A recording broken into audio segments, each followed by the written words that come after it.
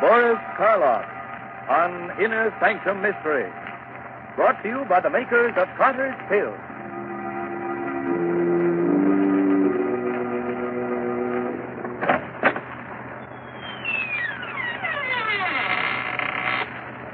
Good evening, friends. Let me welcome you once more to the Inner Sanctum. This is Raymond, your host.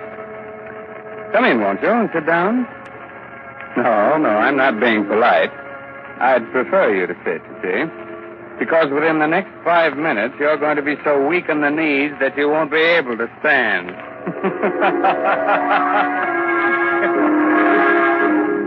Inner Sanctum Mysteries again has the pleasure of bringing you the famous star of radio, screen, and stage, now featured in the current Broadway success, Arsenic and Old Lace, Boris Karloff. This evening, Mr. Karloff appears in Robert Newman's dramatization of Edgar Allan Poe's famous story, The Telltale Heart. Presented for your entertainment by the makers of Carter's Little Liver Pill, the best friend to your sunny disposition.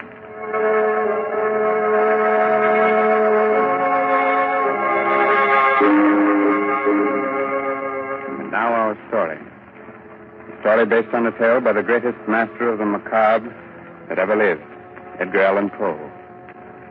The story of a man who could hear not only every sound on earth, but even things that don't exist. So, turn down the lights, call in a friend or neighbor to keep you company, and listen to Boris Karloff as Simon in The Telltale Heart. It's early evening. The sun is just setting behind a range of low hills. On top of the nearest hill is a huge rambling building surrounded by park-like grounds.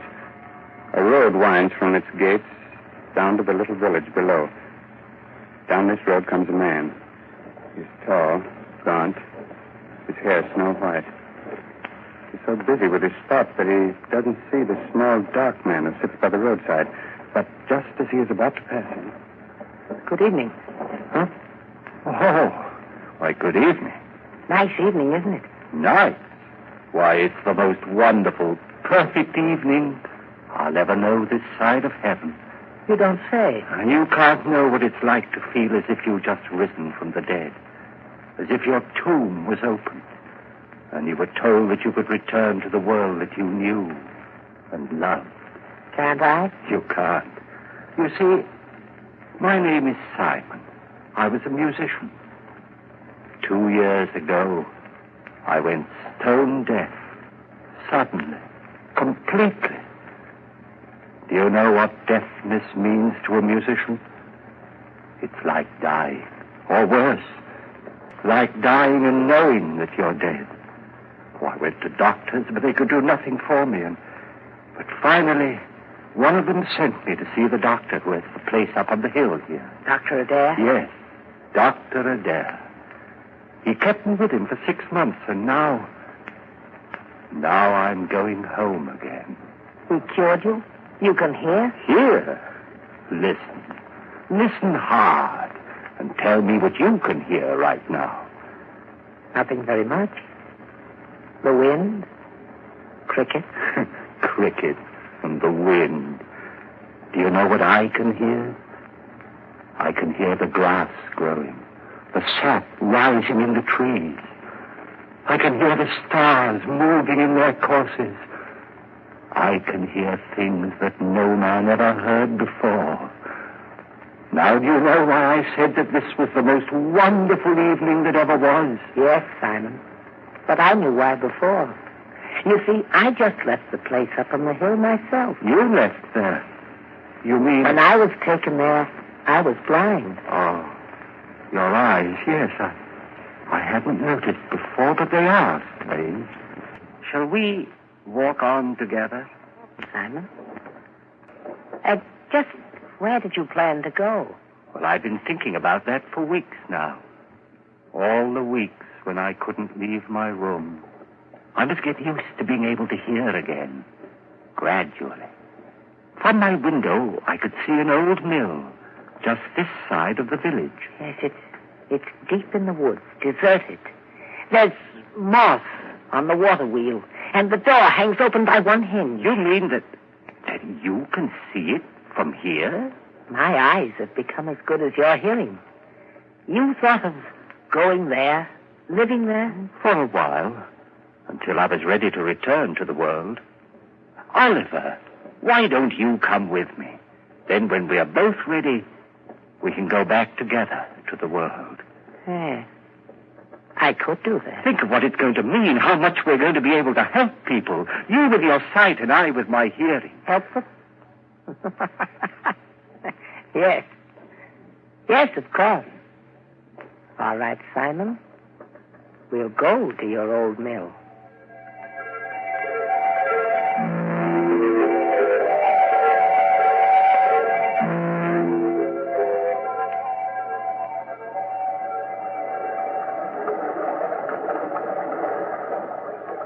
This way, Oliver. Up this path. What? What? Someone's coming. The farmer, he seems to be looking for something. Good evening. I'm looking for my cow. Have you seen her? Well, what kind of a cow is she? A brown and a white one with a crooked horn. Wait. I hear her. She's grazing in a field on the other side of the woods. Hear her? That's almost a mile from here. I have good ears. Good. You must have ears like a fox. But that field, that's the squire's. How did you get there? You think someone took her? Who would? Well, it's the squire's land, but he's the richest man around here. Why should he have taken my cow? Wait a minute. Let me see. Yes. Yes, I do see someone with your cow. He's just leaving her. You can see that? Right through the woods? I have good eyes. Who is it? What's he like? Is he tall, wearing a brown jacket? Yes. I knew it. It's the squire. He's trying to steal my cow. I'd better go get her. Thank you very much. Perhaps I'll see you both again. Perhaps. We'll both be staying around here for a while there in the old mill. Why did you tell him that, Oliver? Did you really see the squire taking his cow? I saw what he wanted me to see. What do you mean? He hates the squire because the squire's rich and he's poor. But what? Never mind, Simon. Shall we go on to the mill? Here we are. And it's just the way I knew it would be. Quiet, peaceful, no noises, just sound. And even those are dulled by the waterfall. Yes, it's just the way I knew it would be, too. Dark, dank. The home of the rats and spiders. We'll be happy living here with them. Happy with rats and spiders? Why? Because they're like me. Rats see in the dark, and spiders spin webs. I don't understand you, Oliver. Must you always see the worst, the most evil side of everything? Always. But why? Don't you love people? Don't you think that this is a good world? A good world when I was blind for more than 2 years. But whose fault was that? What difference does that make? I was blind. And did anyone care that I was? No. Love people. I hate them. But, Oliver, that's wrong. You've no right to hate anyone or anything. What's that? What? It sounds like wings, like... Yes, there it is, there. A swallow.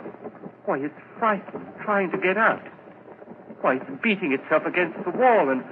Oh, poor thing, it's hurt itself. Fallen to the ground.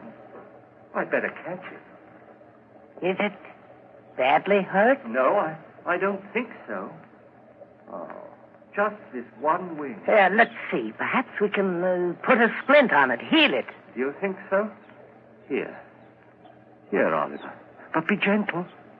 It's still terribly frightened. I will. Oh, Oliver! What are you doing to that bird? Doing... Blood, you've crushed the swallow, killed it. Why, so I have. You killed it deliberately. You think so?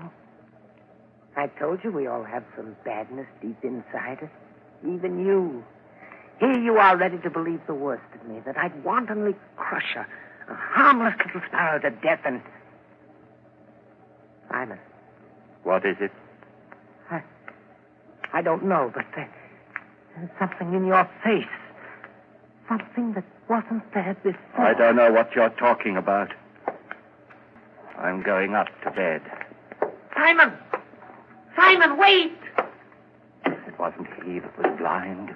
It was I. Oh, he is bad, evil, clean through. He's like one of the spiders he loves so much, lurking here and spinning cunning webs to catch innocent people in. And what he saw in my face just now, there was something there. Something that wasn't there before. Death. Why did this have to happen to me? I was so happy just a little while ago. I loved everyone, the whole world. And now I have to kill him. And here I am, friend, Raymond, your host in the inner sanctum, who also loves everyone. So, Simon has decided he must murder his companion. Not because he wants to, but in order to keep him from spreading the hate and evil he seems to love. That's a charming idea. But if Oliver's eyes are as good as he says they are, good enough to see death in Simon's face, how will he be able to do it, Quite a problem, isn't it? Well, Raymond, everyone has problems. It's the answer that counts. It certainly does, Mr. Hurley, in a mystery drama. Yes, and in a domestic drama, too. If you don't believe it, listen to what Agnes Vale says to her husband at the dinner table. Oh, Bob, you haven't said a word about the cake, and I baked it especially for your birthday. After 30, no one wants to be reminded of birthdays. Oh, that's silly. Besides, a person's only as old as they feel. Well, if that was the case, I'd be about 60. You mean 90. No one could save up the grouch you've got in only 60 years. If you felt as irritable, low, and out of sorts as I have lately, you'd be grouchy, too. Of course I would. Anybody would. So the thing to do is not to feel that way. What can anyone do about it? Very simple, my dear. Try Carter's little liver pills. Right, and when you don't feel good, try Carter's little liver pills. They do the work of calomel but have no calomel in them, for they are simple pills made of vegetable drugs. They wake up the flow of one of our most vital digestive juices. When this vital juice flows at the rate of 2 pints a day, it helps to digest our food and bring back the glorious feeling that goes with regularity. Then most folks feel like happy days are here again. But be sure you get the genuine Carter's little liver pill.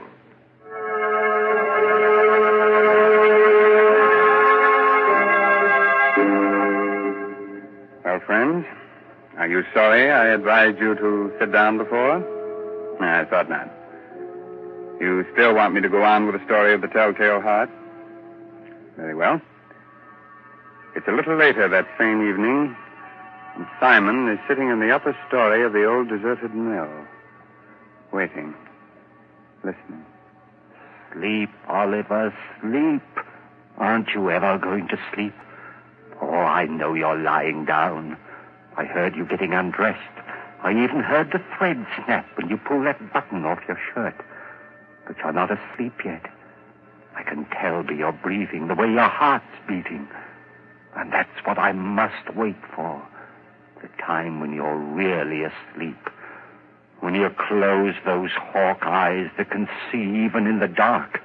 That could read murder in my face when I didn't know it was there myself. Wait a minute. There. Now you're asleep. And now I must go. Easy with the door. Careful. And even more careful going down the stairs. Shh. Don't creak like that. Suppose he wakes. No, he can't. He won't wake up. He can't. And even if he does... here we are. The door to his room. How shall I do it? Those sacks he's using as a pillow. If I pulled them out and held them over his face and smothered him, that's it, yes. And then I wouldn't have to touch him. I wouldn't. Who's there? Who's there? There is someone there. I can see you. It's Simon. Yes, it's Simon. What do you want? What are you doing here? I know you've come to kill me. Yes, Oliver. I've come to kill you. Philip! You can't do that. You can't. You please. Yes, Oliver, I can. And I have to. Oh, please don't struggle like that. I'm stronger than you are. You can't get away from me. You can't. You can't.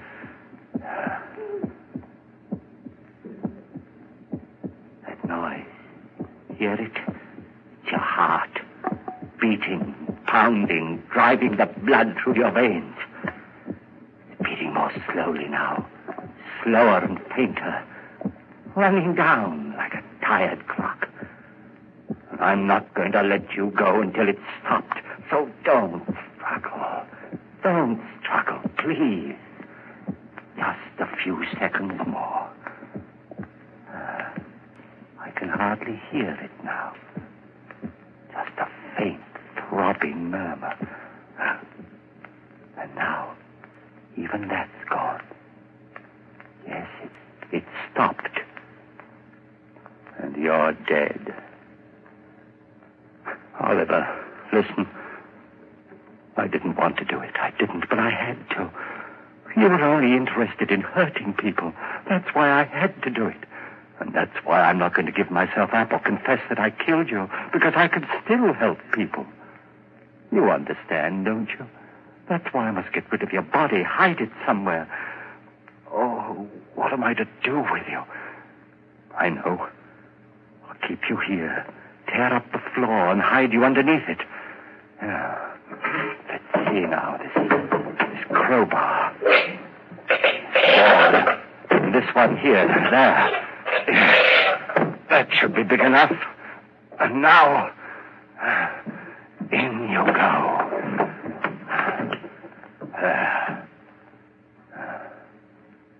Goodbye, Oliver.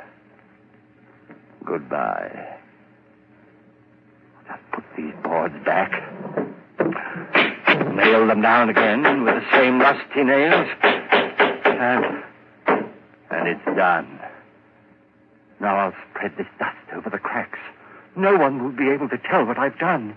No, not even with your eyes. If you could still use them. What's that? A light. A lantern outside. Someone at the door. Maybe Christie's come back again. Yes? Who is it? It's Trent, the constable. The constable? What do you want? Oh, nothing much. Thought I'd drop in. Say hello. Come in, constable. Come right in. Thanks. Queer time of night to be visiting, but I heard there were strangers living out here, and I thought I might... Why, of course, it's part of your job to investigate strangers, isn't it? In a way. Not that you're a stranger, exactly. What do you mean? Well, you've been around here for some time, haven't you? Up at Dr. Adair's place in the hill, I mean? Oh, yes, of course. I just left there this afternoon. Uh-huh. And your friend, where's he? Sleeping? Friend? Why, there's no one here with me. I'm all alone. But the doctor said... You mind if I look around? No, of course not. Not that I doubt your word or anything like that. Oh, no, don't apologize, Constable. Go right ahead. Well, Constable? There's certainly no sign of anyone else. Well, I told you so. Yes, you did. Now, I'll just sit down here for a minute. I'll get my pipe going. No, not there. Don't sit there. Why not? Because, well, it was just that the floor looked a little rotten right there, and I was afraid that... Oh, I guess it's all right. Sure. Strong enough to hold me, anyway. Don't stop me if I pet you. Good heavens. What's that? What's what? That throbbing. That noise. Beating away like... I don't hear any noise. But you must, you... Those ears of mine. Sometimes they're too good. It's just your watch ticking. Watch? I haven't got a watch on me. You haven't? But then what? Oh, look, Constable, I could use a bit of exercise. Suppose I walk you back to the village. Well, that's mighty nice of you. I'm glad to have your company. hurry, is there? Just let's sit there for a while. I don't want to sit. Constable, will you come now? Now, this minute. If you don't, I don't know what I'll do. Hey, you have gotten yourself into a state. Is anything the matter? No, of course not. It's just that I get nervous, restless, and you won't mind if I walk up and down right here, will you? If it'll make you feel any better, go ahead. Thank you. This floor, it is noisy, isn't it? It isn't noisy enough. Constable, this lever here, I've been wondering about it. What's it for, you know? Yes, I think it opens the sluice, starts the middle wheel turning. It does? Then let's try it. See if it still works. There. Yeah, still works all right. It's quite a racket, too. Still not loud enough. Still. Constable, for heaven's sake, will you come now? Leave here with me. If you don't, I'll go back. Hey, look, there's no need to get so excited. I'm not excited. I'm perfectly calm and quiet. Will you come now, right away? But I told you. I know what you're doing. Sitting there, pretending you haven't heard, making me stay here and listen to it, beating louder and louder and louder. All right, I confess. I killed him. I killed him. His body is right underneath you, under the floor. I killed him. And that noise you hear is his heart. The beating of his telltale heart.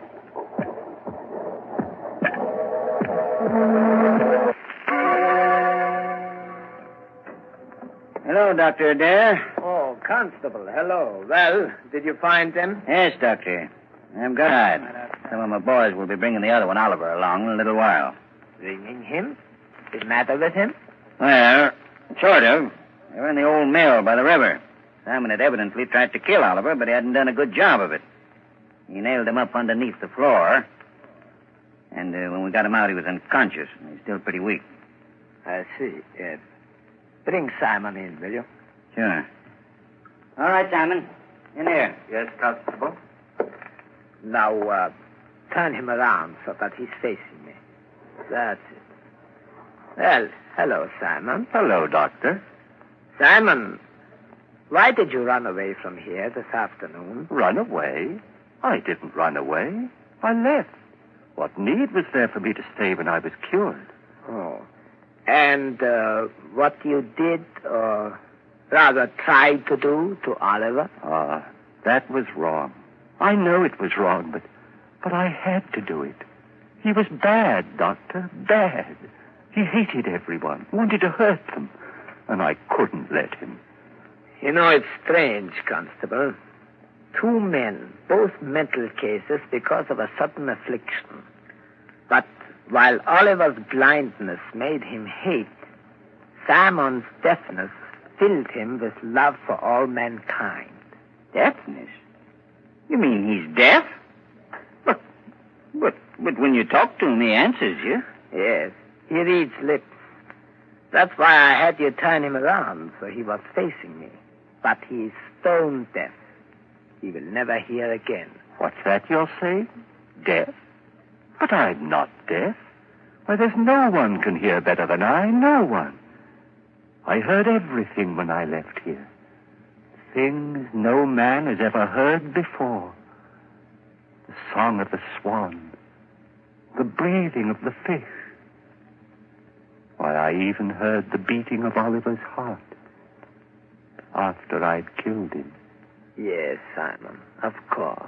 I'm not deaf, I tell you. I'm not. I'm not.